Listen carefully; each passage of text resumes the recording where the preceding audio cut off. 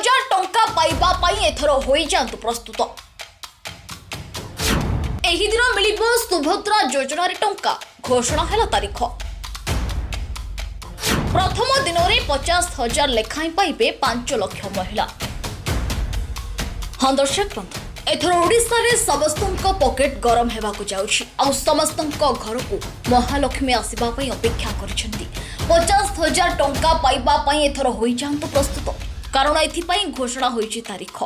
राज्य में बीजेपी सरकार गठन करबा परे सबठु अधिक चर्चा रे थिबा सुभद्रा योजना को नहीं मुख्यमंत्री मोहन चरण माझी बड़ घोषणा करिसेंती।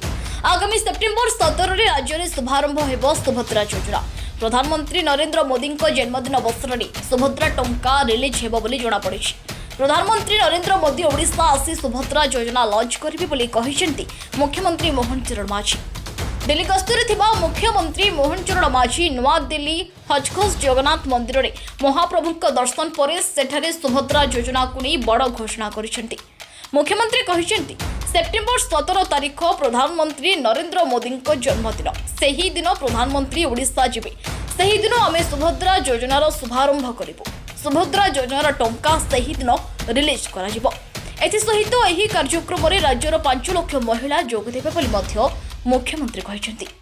सूचना अनुसार सुभद्रा योजना रे ओडिशार सब महिला को मिलिबो 50,000 टंका कैश भाउचर। एने गत किछि दिन तले उपमुख्यमंत्री तथा महिला और शिशु विकास मंत्री प्रभाती परिडा कहिथिले सुभद्रा योजना रे कैबिनेट मोहर बाजिबा परे ड्राफ्टिंग स्टेज रे अछि।